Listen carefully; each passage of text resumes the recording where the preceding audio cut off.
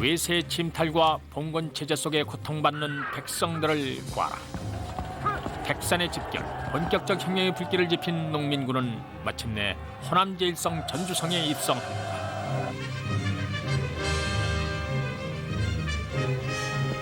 청국군과 일본군이 조선 땅에 상륙하자 농민군은 전주 화약을 맺고 전주성을 물러나오나 노비 문서를 가져와라. 그들은 집강소를 통해 스스로 근대적 형태의 패정 개혁을 실천해 나아간다.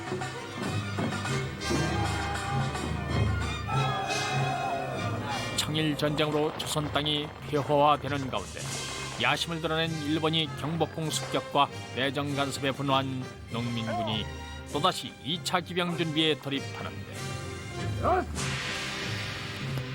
저 강변 왜적들을 우리가 어찌 용납할 것이오?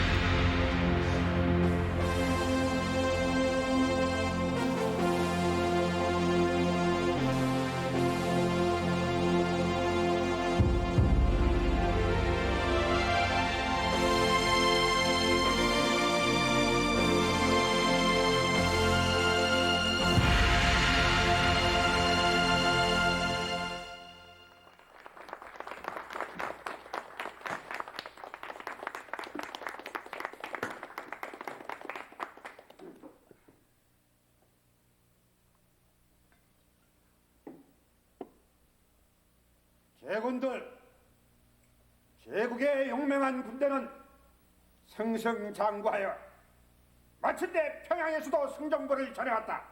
이제 대일본군은 패퇴한 청군을 쫓아 중국 대륙 심장부까지 진격할 것이니 경축할 일이 아니겠는가? 자, 모두 축벌을 듭시다.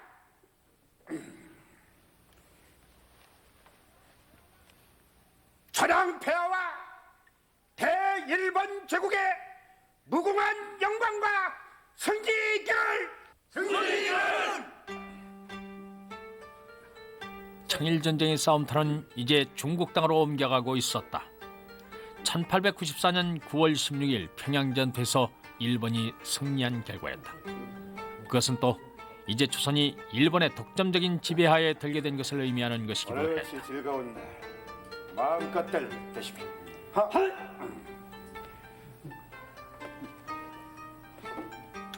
자네는 왜 이러고 있나?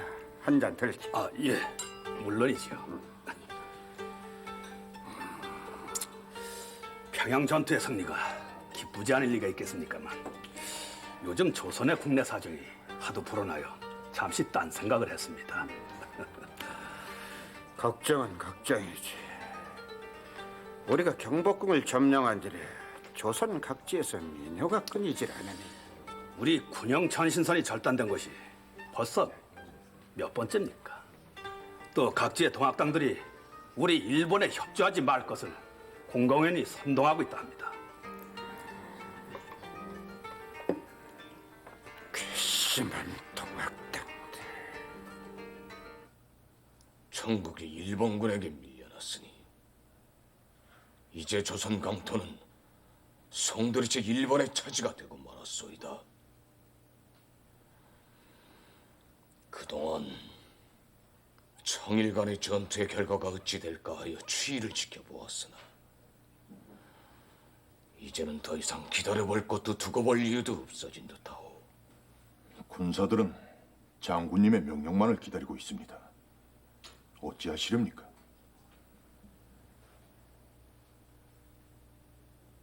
조선의 국권을 일본에게 넘겨줄 수 없다면은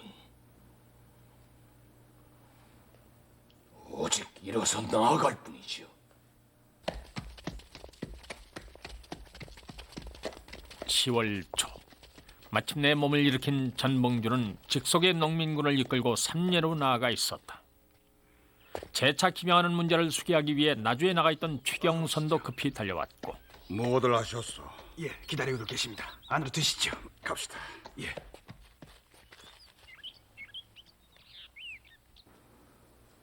작은 파도는 조약돌이나 쓸어낼 뿐이요. 바위돌을 쓸어내려면은 더 큰 파도를 일으켜야만 할 것이요. 그리고 속전속결해야지요. 지금 각지에서 산발적으로 터져나오고 있는 각 첩조들의 봉기 세력을 하나로 뭉치는 것이 무엇보다도 중요하겠습니다. 그려 이번엔 북쪽에서도 반드시 화응해줘야만 할 것이요. 각지의 통문을 돌리고 광주의 손장군과 남원에 있는 김장군께도 합류토록 청합시다. 물론입니다. 태산도 무너뜨릴 큰 파도가 삼례전에 이르도록 합시다. 10월 10일 농민군 지도부는 마침내 2차 기병을 결정하고 각 지역에 삼례에 직결토록 통문을 날렸다.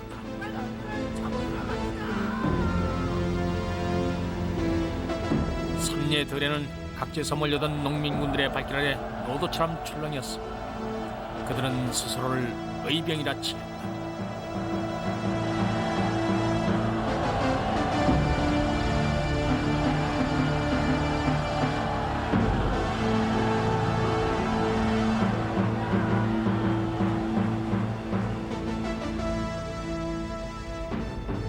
여러분,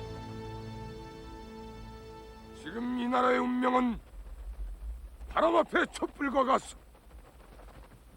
저 외적들은 한마디 예고도 없이 총칼로 우리의 궁창을 침범하였으니 이는 필시 조선을 병탄코자 함이 분명하오. 저들은 우리의 국권을 유린하면서 명부도널은 이 나라를 개화시킨다 하오. 하나 개혁을 하여도 조선이 할 것이요 개화를 하여도 조선인이 할 것이외다. 나라가 멸망하고 생민이 어찌 하루라도 편히 살 것이며 나라가 없고서는 어디서 우리의 새 세상을 이룰 것이오.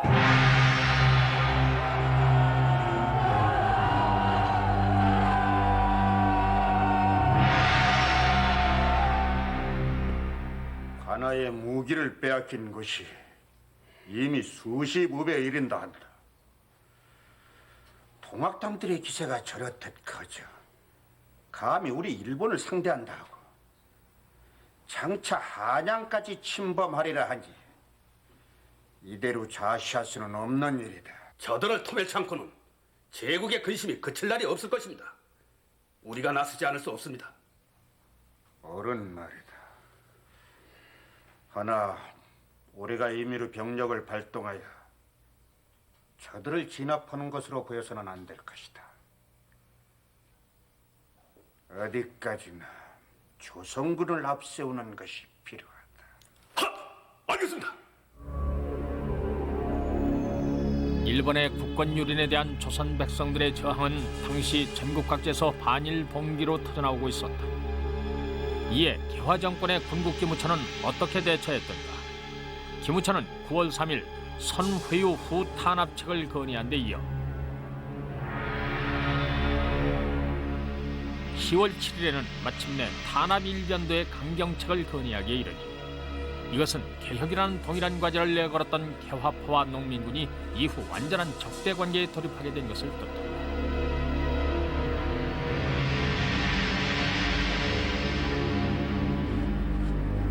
조정에서는 10월 19일 양호 순무영을 설치 농민군을 토벌할 전열을 정비했다. 가장 먼저 우선봉 이두황의 부대가 출발을 했고 이를 계기로 일본군 또한 출병했다.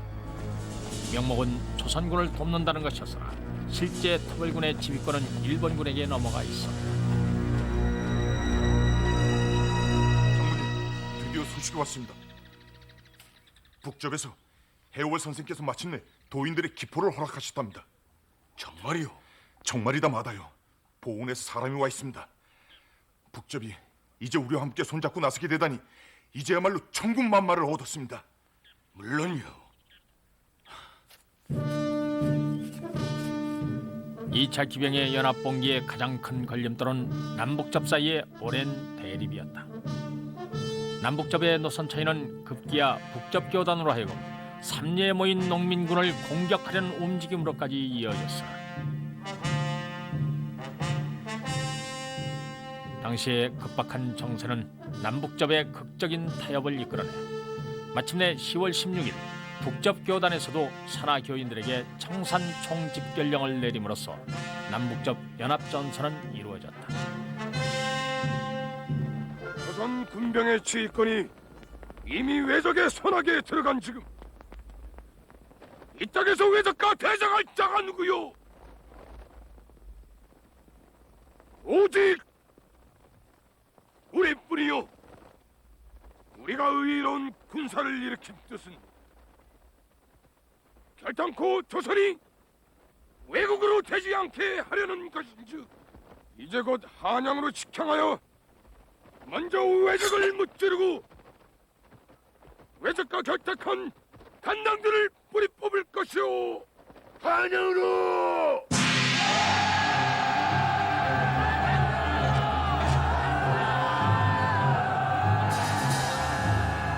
오지영이 쓴 동학서에 따르면 이때 삼리에 집결한 농민군이 11만 5천 명, 청산에 집결한 북접의 농민군이 10만 명.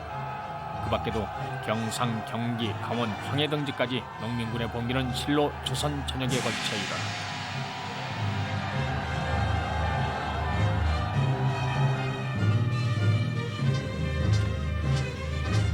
이 무렵 김계남은 남원에서 수만 군사를 모아놓고 독자적인 기병 준비를 하고 있었고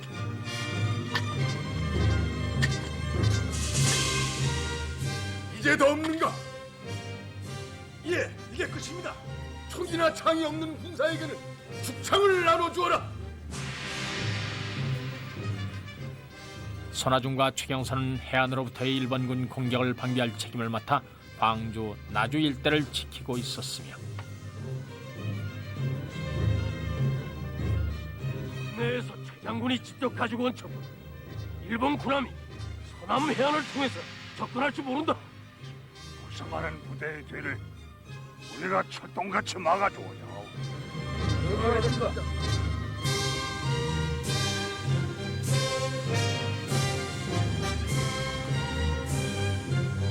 실어내거나 양국을 운송하는 일정에 차질이 있어서는 아니 될 터. 전라감사 김학진은 울량반의 소임을 져 각지의 세국을 거두어 농민군의 군량으로 되어주고 있었다. 김학진뿐이 아니었다. 농민군의 2차 기병에는 양반, 유생들까지 폭넓게 참여하고 있었다. 당시에 상주 잡주였던 김현영, 그의 집안은 양반의 가문으로서 대치주의까지 했으니 마을이 여기에 사람을 그 일꾼들을 밥을 먹이기 위해서 그때는 여기에 샘이 별로 없었습니다. 우물이 별로 없어서 저 일꾼들이 요 앞에 내가에 가서 쌀을 씻는데 그 쌀뜨물이 무려 저 영마락하는 모동 경계까지 내려갔다. 아, 여기입니까? 사대조가 정삼품의 중앙관직에까지 올랐던 집안임에도 불구하고 김현영과 그의 두 형제는 농민군의 일원으로 전투에 뛰어들었고 그의 집은 이 지역 농민군 본부로 사용됐다. 내부행동례원의 인이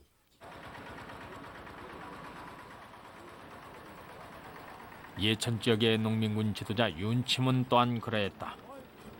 그의 신분은 정선이 보존하고 있는 유품 속에서도 뚜렷이 드러나는데 과거 해가지고 받았던 의사화인데 의사화 줄기만 남고 지금 꽃잎은 지금 없어졌어. 그리고 이거 토수. 그거 저 동그란 것이 활쏠 때 이거는 이제 활 땡길 적에 그 활 시위에 손가락 다치지 말았고. 그리고 어르신이 무관이셨습니까? 무관으로 급제하셨습니까? 윤치문은 그 자신이 무과에 급제한 관리 출신이었으나 농민군을 이끌고 싸우다가 끝내 목숨까지 바쳤던 것이다. 이것은 2차 기병이 신분을 뛰어넘은 거족적인 구국 항일 투쟁의 성격을 띄었음을 말해주는 것이니 1890년 정육품인 사헌부 감찰의 자리에까지 올라갔습니다. 습세는 보장이 되어 있는데 왜 동학으로 옮겼느냐? 사회를 개혁하고 새로운 정치. 그들이 이제 제국 포신하고 척양척외하거든요. 외놈과 외부 세력을 몰아내고 자주 독립을 하자 그는 그 전초적인 그런 생각을 가졌기 때문에 동학에 가담을 했어요. 이 전쟁에서 일본군이 승리를 하면서 민족의 위기감이 고조되고 있었습니다. 그러면서 농민들은 갑오개혁에 일정한 기대를 걸었었는데 시간이 지나면서 갑오개혁의 개혁성이 점차 퇴색하기 시작했습니다. 예를 들면은 반상의 등급을 혁파한다는 이러한 조항이 관리를 등용할 때 귀천을 가리지 않는다. 이런 식으로 점점 후퇴를 하고 있었던 거죠. 이러한 상황에서 농민들은 이제 그 집강소 체제에 계속 만족하고 머무를 수는 없다는 생각을 갖게 됐습니다. 그래서 이 전국 각지에서 다시 투쟁의 불길을 지피기 시작했죠. 남원에서는 김계남을 중심으로 해서 5, 6만 명의 농민들이 모여서 대회를 열었고 김인배 부대는 섬진강을 건너서 하동을 쳤고 강원도에서도 농민들이 강릉 관할을 점령했습니다. 기록에 따르면은 경상도에서는 60여 곳에서 농민들이 봉기를 일으켰다는 것이 나옵니다. 사태가 심각해지자 일본은 예외적인 인사를 단행한다. 주한공사를 이노우의 가오로로 경질한 것이다. 수상 대리직까지 맡아왔던 현직 내무대신 이노우에 이 거물급의 발령은 조선 지배를 원활하게 하기 위한 일본의 강공책이었다. 제국이 조선 정사에 개입한 것이 성과는 거두지 못하고 크나큰 반발만을 철회했으므로 제국의 이익이 지금 크게 위협받고 있다. 군국정서는 만들어 놓고 뭐라는가? 3개월이 되도록 제대로 실행된 것이 없지 않나? 조선의 사정이 하도 복잡하잖아요. 가뜩이나 열강은 제국의 행보를 경계하고 있다. 조선을 개혁시킨다는 명분을 세우지 못한다면 우리 입장이 어찌 되겠는가? 제군들은 명심하라. 나의 재임 중 조선 국민 상하를 기필코 완전히 굴복시켜 밖으로는 명분을 세우고 안으로는 제국의 조선 진출에 아무 장애가 없도록 할 것이다.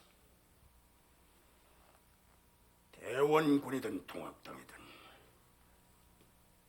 우리의 과업을 방해하는 세력은 즉시 제거할 뿐이다. 삼례에서 북상한 농민군이 논산에 진을 치고 있을 무렵 북접의 농민군은 관군과 접전하며 1대는 공주로 2대는 논산으로 향해 왔다. 이로써 논산에서 남북접이 서로 만나게 된 것이다. 이 장군, 이렇게 만나게 되었소이다 그려. 호남과 호서가 이제 합쳤으니 대사를 이루기를 바랄 뿐입니다. 일이 되고 안 되고는 하늘에 달렸으나 할 수 있는 데까지는 다 해봅시다. 물론입니다. 주한일본공사 이노우에는 히로시마 대본영의 정원군을 요청, 후비보병 19대대의 도착과 함께 본격적인 농민군 토벌작전을 전개하기 시작했습니다. 관군의 우선봉 이주왕 부대에 이어 좌선봉 이규태의 부대를 남진시키고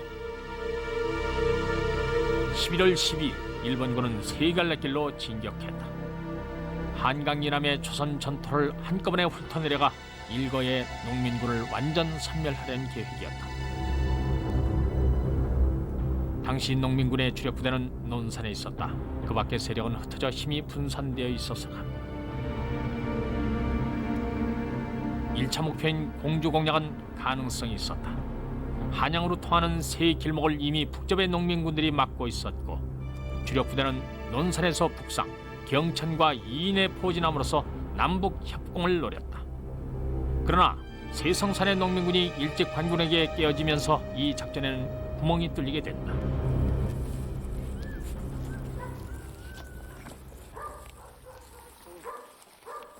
당시 농민군의 진중 생활을 엿볼 수 있게 하는 것으로 소가죽이 있었다.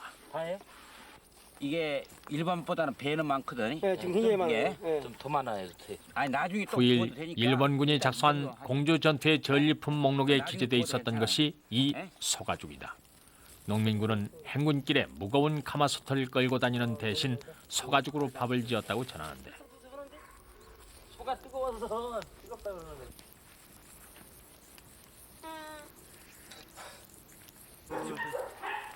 너무 세게. 잘 됐네.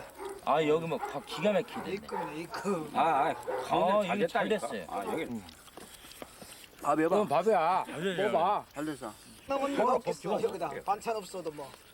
그렇지. 약간 근데 시급지가 않네. 아까 소금 안 넣었죠? 근데 양쪽에 공주 대회전을 기다리며 농민군들이 노천밥을 먹고 있을 그즈음 한양에서는 보시오. 대원군이 청군과 내통했다는 증거가 여기 있어.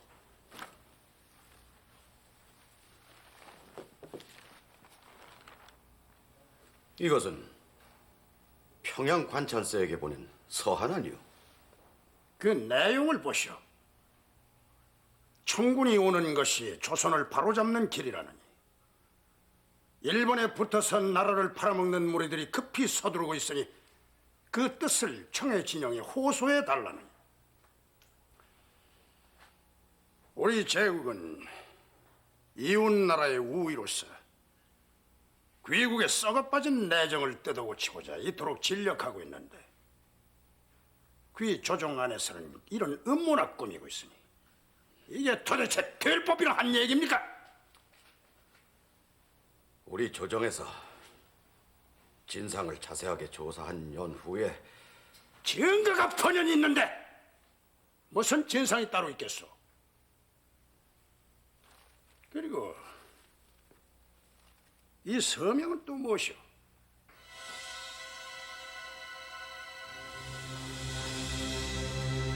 이모님 간청하외다. 모든 일을 순리대로 처벌할 것인즉 공사께서는 부디 이 서명만은 좀 세상에 알려지지 않게 해주시오.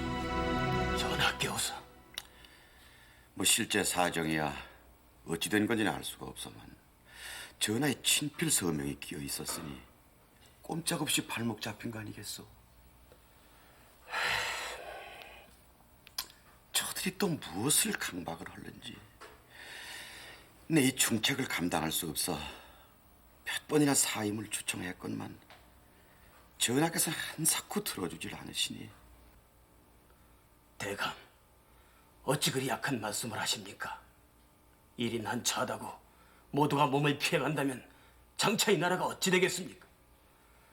지금 우리에겐 힘이 없으니 의지만 가지고 나라를 보존할 수는 없음에다 치욕을 무릅쓰고라도 개화를 하여야만 서구 애국과 같은 부강의 기틀을 갖출 것이고 나라가 부강해지고 난 뒤면 열강들도 감히 어찌 우리를 없이 여기에소이까? 이 치욕을 무릅써야 하니까. 일본이 평양 전투에서 입수한 편지는 대원군을 물러나게 하고 조선 조정을 압박할 꼬투리가 됐다. 그는 일본의 뜻대로 움직이지 않았으며 내밀하게 농민군과 연계하고 있다는 혐의를 받아 대원군은 제거될 운명이었다. 이제 믿을 것은 저들이 밀고 오는 것뿐이거늘.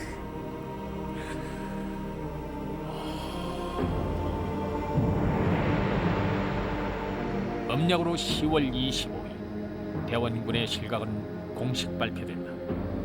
일본에 의해 권력의 무대에 복귀했던 그는 바로 그 한계로 하여 그의 야심을 일본에 우롱당한 채 몰락했던 것이다. 섭정직에 오른 지 불과 4개월 만이었다.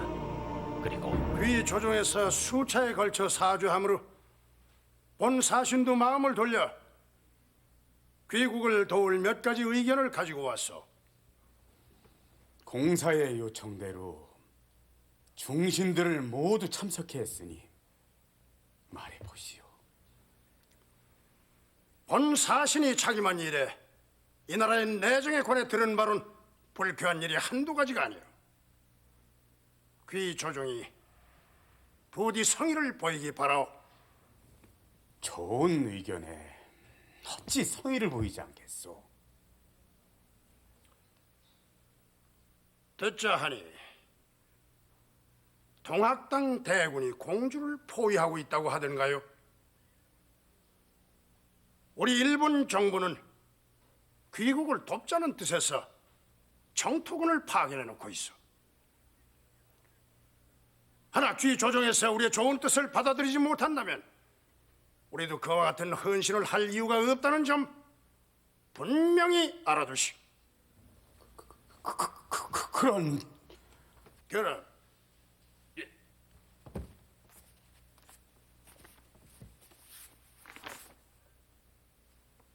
여러 대신들께서도 잘 듣고 협의해 주시오.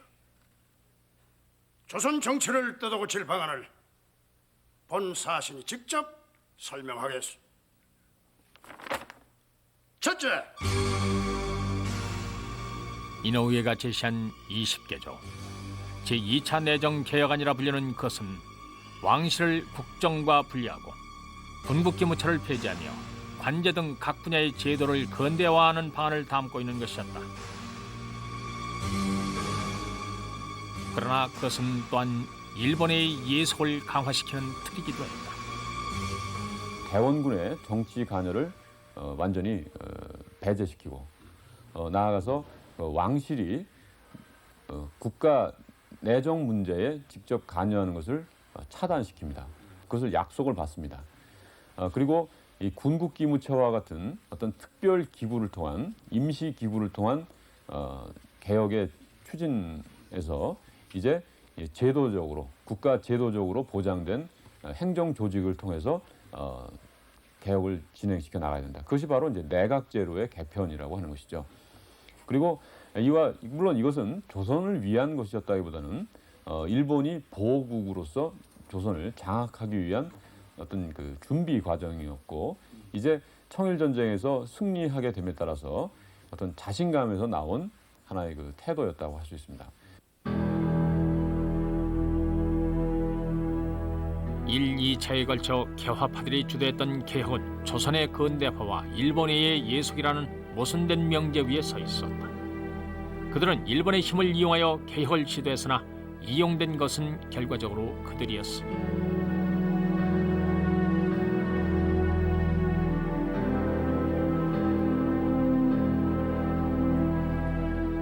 개화 정권의 수반이었던 김홍집은 2년 뒤 아관 파천과 함께 친러시아 정권이 들어서자 일본의 망명 권유를 뿌리치고 스스로 성난 백성들에게 타살되는 길을 택한다. 개화파의 핵심이었던 육일주는 같은 시기 일본으로 망명했다가 후일 돌아와 흥사단 한성부민회 등을 통해 국민계몽운동에 힘썼고 한일 합방 후 일본이 주는 남작자기를 거부하게 된다.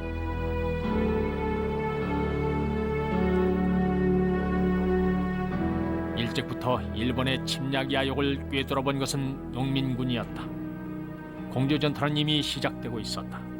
11월 20일 이인에서 첫 승리를 거뒀으나 다음 날 효포, 웅채에서는 적지 않은 사상자를 내고 본진은 다시 논산으로 후퇴해 있었다.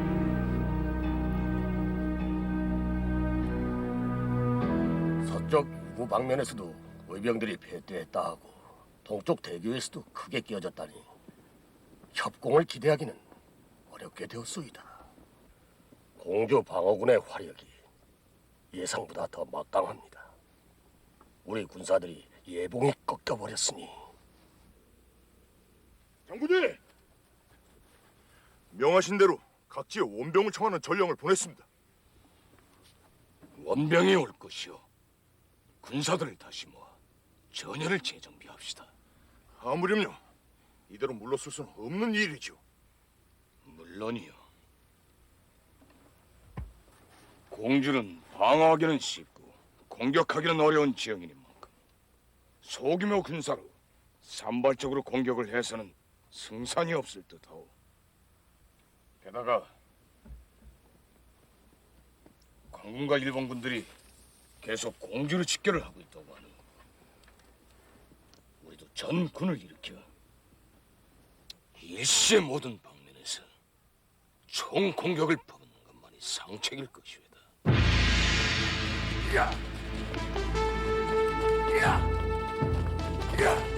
공주가 육파다! 어서 가자!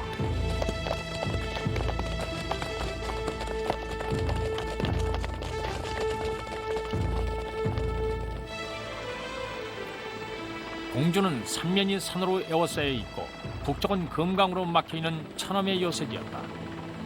강 쪽을 제외하고는 길이 좁고 가팔라 통상 공격 병력으로는 전과를 얻기 어려웠다.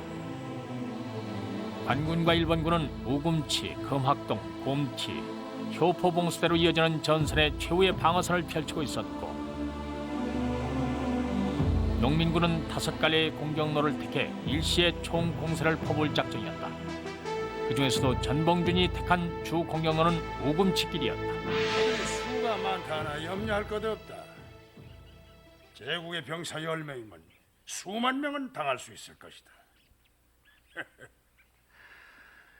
이 둔한 화성총으로 어찌 양총을 당할 수 있겠는가? 이노우에가 격려차 직접 내려올 만큼 공주 전투는 일본으로서도 초미의 양총을 관심사였다. 갖고 있다 하더라도 쏘는 방법도 제대로 모를 터이다. 각하께서 공주까지 내려와 격려해 주시니 저희 병사들은 용기 100배하여 싸울 것입니다. 그대들은 공주를 지키고 있는 것이 아니라 조선을 지키고 있는 것이다. 부디 저들을 일망타진하여 훗날 화근을 없애라. 신명을 다하겠습니다.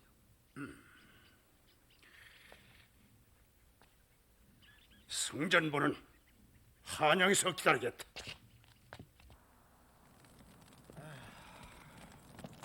우금치가 바로 저긴데 그저 고개 하나만 넘어서면 되는데. 아따, 지금까지는 첩작고개 다 넘었는데 우금치고개랑 어디 못 넘겠소. 성님, 내일은 공주밥 먹고 올해는 수원밥 먹고 글피는 한약밥 먹읍시다. 꿈 같기만 하에 세상을 새로 만들겠다고 우리들이 여기까지 올 줄이야.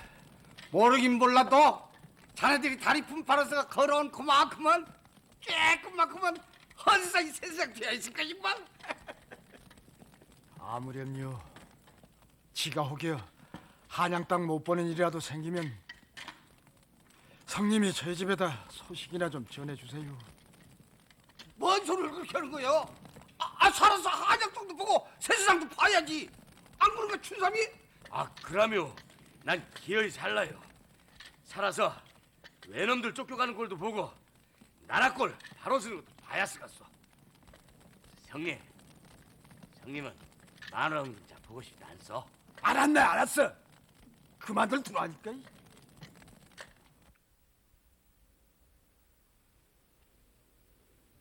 저들의 피땀을 어찌 헛되이 할 것인가? 내일은 우금치를 넘어 우리가 역사의 물길을 바꿀 것이다. 기필코 저들의 소망을 이루게 할 것이다.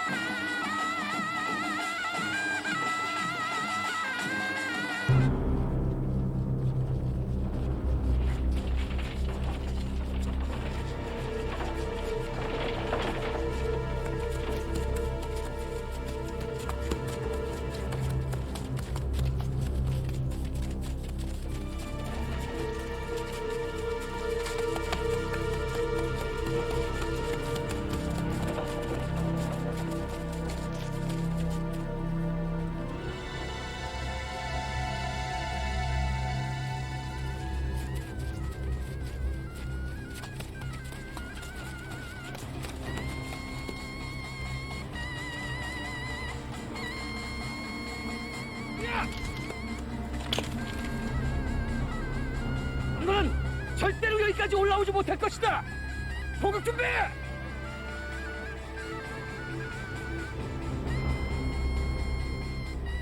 포격 개시.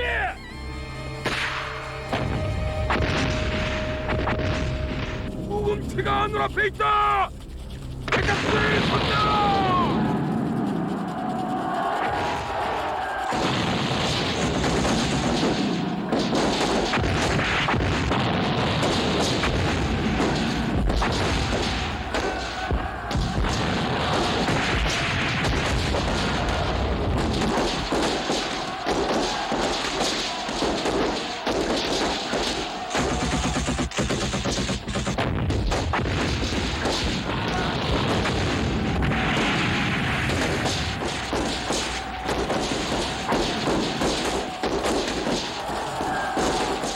이날 전투의 장렬함을 관군의 좌선봉장 이규태는 이렇게 써서 남겼다. 아, 수만이나 되는 비도가 40~50리에 걸쳐 길을 쟁탈하고 산봉우리를 점거하여 깃발을 흔들고 북을 치고 죽음을 무릅쓰고 올라오니 저들은 무슨 의리이며 대체 무슨 담약일까?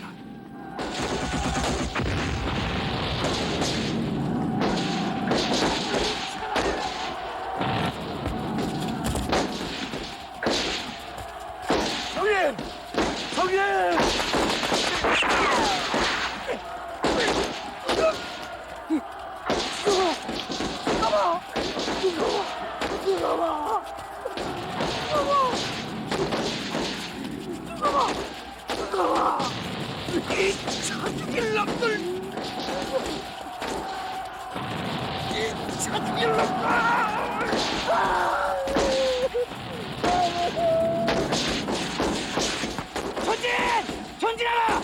한 놈도 살려보내지 마라!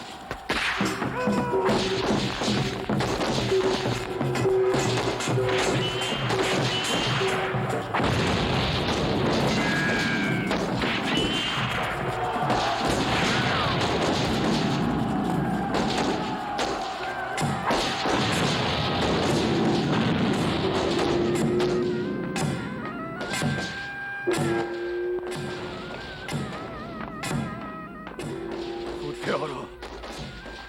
정군 후퇴하라.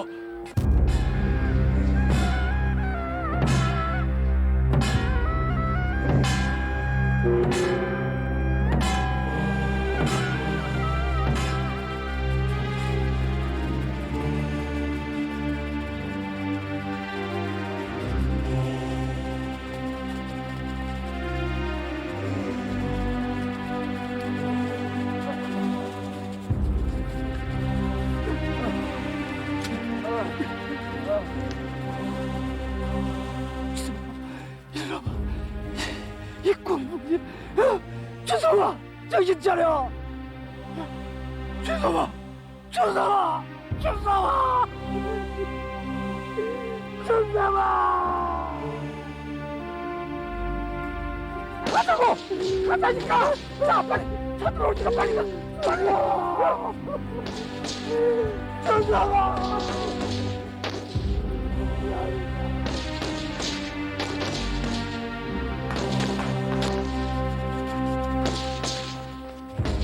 사오십 차례의 접전 끝에도 최신 전투 장비와 전투 기술을 갖춘 관군과 일본 연합군의 방어선은 뚫리지 않았다. 1차 접전 후 1만여 명의 농민군 중에서 남은 자가 3,000명. 다시 2차 접전 후에는 살아남은 자가 불과 500명이었다.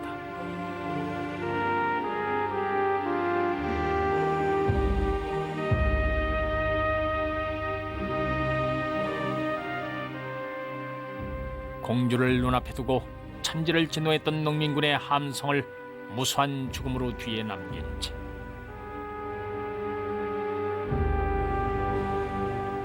농민군은 이 길로 후퇴를 계속했다.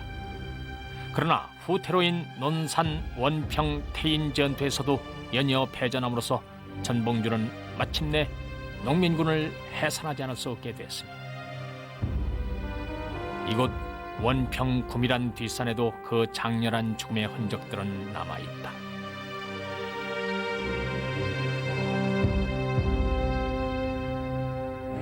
전투는 저 앞에서 벌어졌는데 예. 이제 거기에 있는 시체를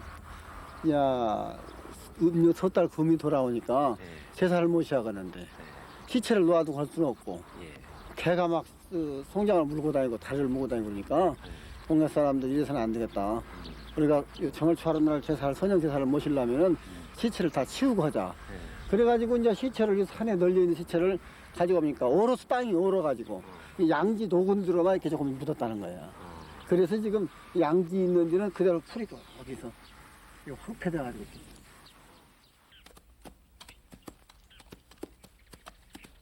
우리 동도가 의병을 들어 왜적을 소멸하고 조정을 청평하며 사직을 볼세. 기실은 조선끼리 싸우자는 바 아니거든. 이렇듯 고륙상전이니 어찌해달지 하느리요.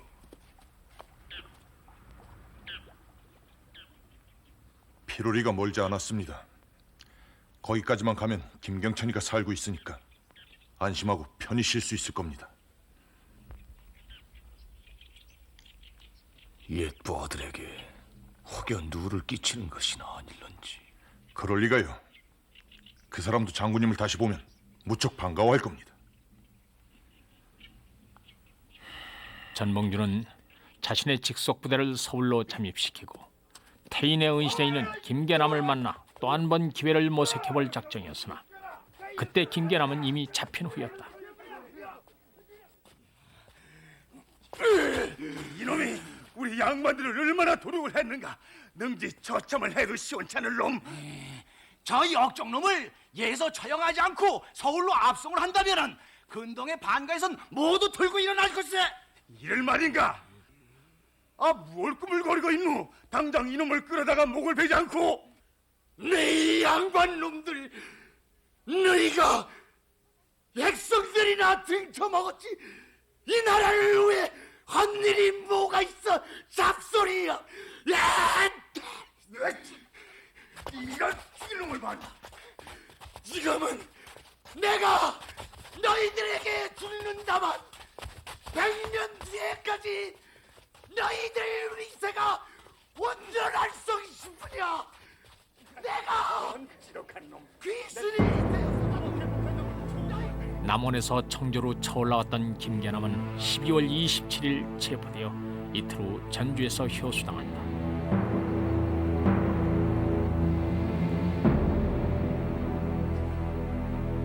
(12월 28일) 전봉준은 순창 피놀이의 한 주막에서 그가 믿고 찾아왔던 옛부하 김경천의 밀고로 체포됐다. 광주에서 관군과 접전한 손화중과 최경선은 각기 흩어져 최경선은 12월 29일 동복에서 잡히고 손화중은 고창의 은신에 있다 이듬해 1월 6일 잡힌 몸이 됐다.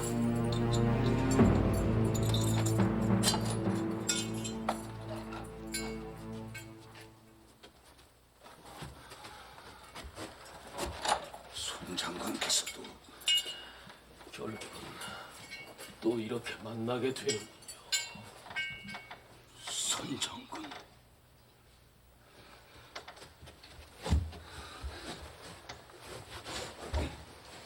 손 장군이라도 무사하길 바랐는데. 동지들이 모두 잡힌 후에야 나 혼자 숨어 목숨을 저버린들 뭘 하겠소.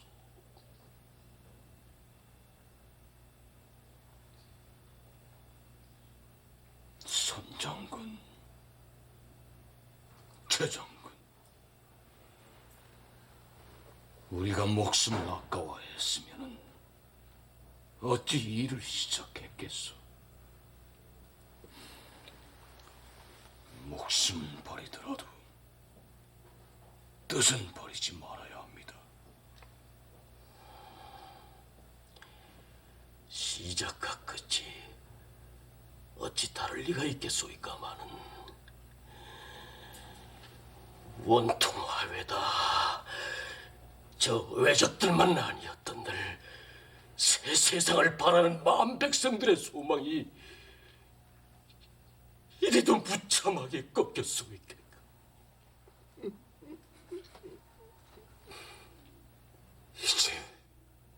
이제 저들을 어쩌오? 이 나라가 어찌 되오리까?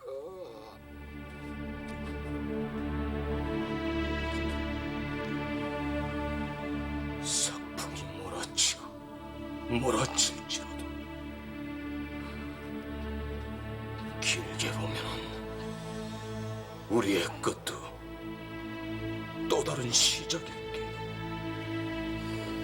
장군,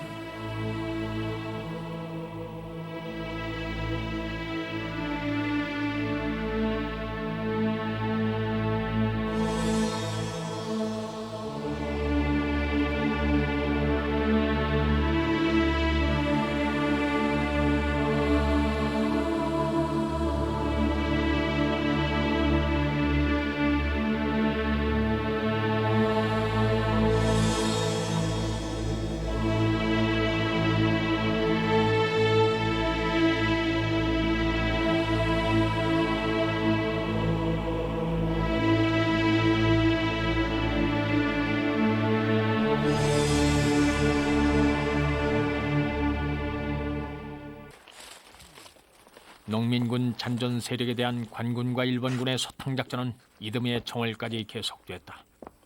충북 보은군 북실마을의 뒷산에 남은 돌무더기 흔적은 충청도로 패주한 북접 농민군 선병위의 주력 부대가 그들에 맞서 최후 항전을 했던 흔적이다. 일본 사람이 올 거 같으면 여기서 도를 쿵그리가지고 읍새 번지고 여차하면 여기로 또 송이 가는 요 놈애가 송이거든. 이래서 여차하면 요 나병 있어가지고 있는 내 빼려고.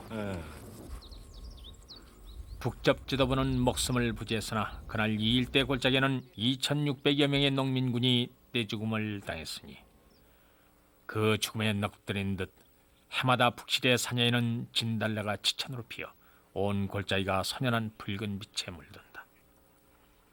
나는 송장 덩어리니까 그 더럽다고 하실 테고. 시체들이 많아서요. 그래서 더럽다고 나무리고 애들이 저 창꽃 같은 걸 꺾어가지고 다니면 먹지 않았어 그때는. 창꽃은 진달래를 얘기하는 진달래죠. 못 먹게 하고 이 도라지를 캐오면 도라지 이래 찢으면 뭐가 손톱이 들었다고 그래서 절대로 못 먹게 이렇게 하셨다. 관군과 일본군에 쫓긴 호남의 농민군들이 밀려간 곳은 강진과 장흥 등지였다. 당시 이방원이 이끄는 장흥경 농민군들은 장흥읍성을 점령하고 강진 병영을 격파하는 등 크게 기세를 올리고 있었다.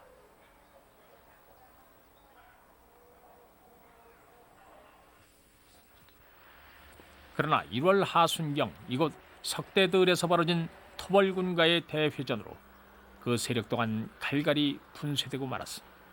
남은 것은 오직 대살육뿐이었다. 샅샅이 각 마을에 다니면서 협력했던 이런 사람들을 캐내서 잡아다 자꾸 처형을 했습니다. 예, 저 백사 거기 가서도 처형을 하고 여기 서국민학교가 잠때 텁니다. 여기서 처형을 하고 그때부터 했을 것이다. 대살육이 지나간 조선의 강토에서 농민군이란 이름조차 자취를 감춘 것은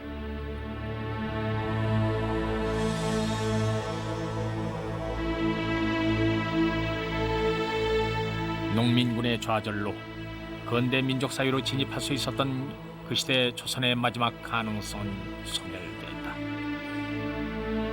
이 일대 사건을 들어 실패했다고 말합니다. 그러나 과연 실패했을까요? 역사적으로 이 사건은 커다란 의미를 우리에게 던져주고 있습니다. 하나는 대내적인 문제입니다. 즉 향촌 사회 내부가 근본적으로 이 사건을 계기로 해서 무너지기 시작했습니다. 하나의 예를 들면 양관 상농을 가른다든가 상전과 종을 가르는 이런 묵은 제도를 근본적으로 뒤집어 엎은 것이죠. 그러므로 전통 사회가 무너지고 새로운 근대 사회가 열리는 결정적 계기를 만들어냈습니다. 또 하나는 제국주의 세력의 실상이 무엇인지를 이들은 알고 의식이 고양되었습니다. 즉 말하자면은 일본 세력들이 침략 기반을 다질 적에 이들은 끝까지 저항해서 맞서 싸웠고, 또 식민지 기간에도 이들은 독립투쟁에 열렬히 참여했습니다. 농민군 지도부는 그해 2월 한양으로 압송됐다.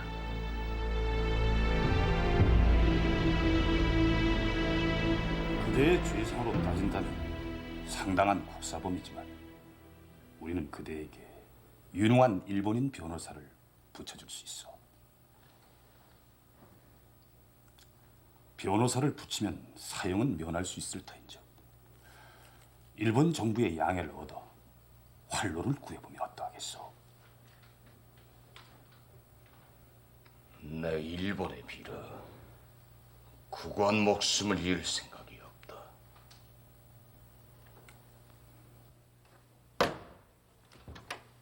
그렇다면 좋다. 내가 너를 신문하겠다. 어이?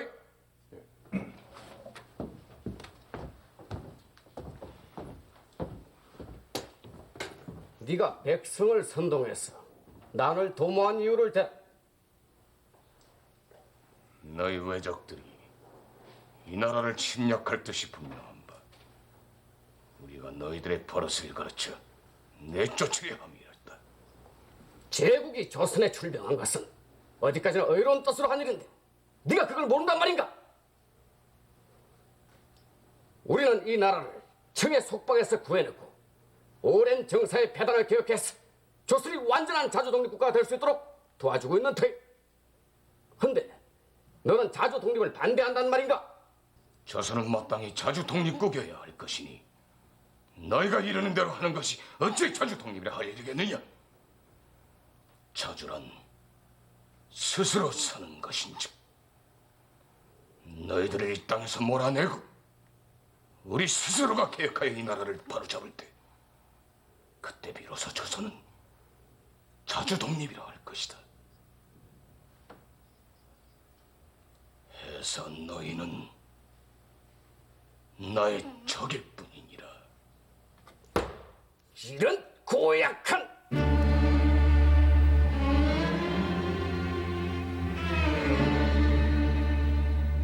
1895년 4월 24일 개화정권의 건설재판소는 전봉준과 그의 동지들에게 사형언도를 내린다. 대전회통 형전에 군복기마 작변의 죄는 곧바로 처형한다는 조항에 따라서였다.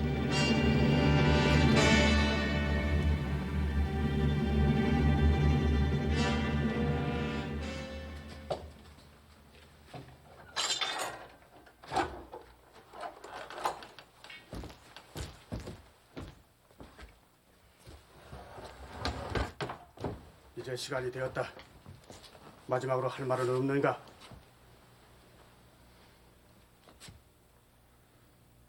내 한 목숨 죽는 것은 조금도 원통할 것이 없으나 새 세상을 보지 못하고 가는 것이 원통할 뿐이다. 원래 죽음은 매우 유감스러운 일이나 뜻이 없는 것은 아닐 터. 그대들이 한 번 일어난 것이 일천 전쟁의 원인이 되었고 그러하여 우리나라도 크게 개혁되었다. 그대들이 탐관 오리로 지적한 민영준 등도 국법에 처해졌고 나머지는 흔적을 감추었나니 그대들의 죽음이 오늘의 공명한 정사를 촉진한 것인즉 부디 명복을 빈다. 제이를 형장으로 데리고 가라.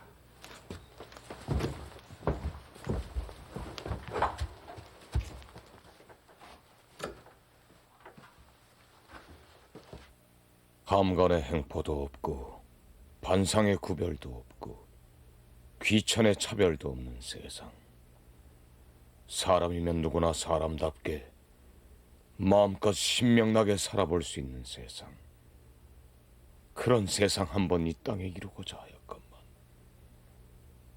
우리가 할 일은 이뿐이었던가. 씨앗이 떨어진 뒤 싹이 트는 것을 누가 막으랴.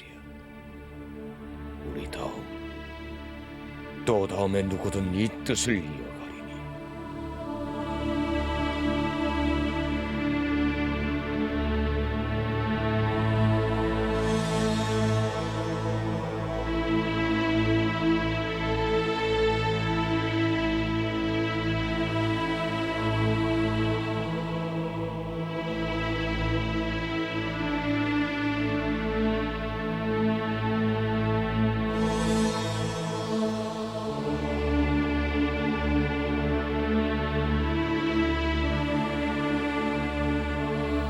전봉준, 손화중, 최경선, 김덕명, 성두환.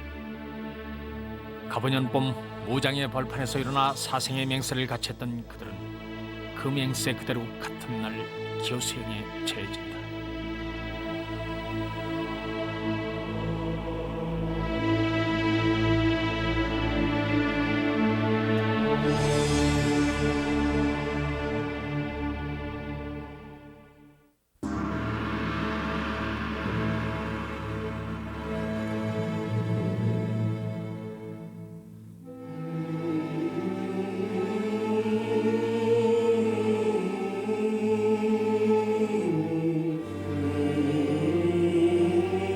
동학농민혁명의 불길이 꺼진 후 청일전쟁, 러일전쟁에서 일본이 연이어 승리함으로써 동아시아의 질서는 역전한다.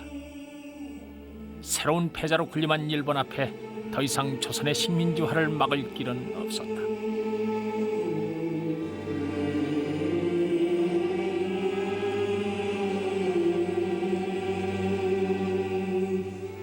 (1910년) 마침내 일본은 조선을 합병했다.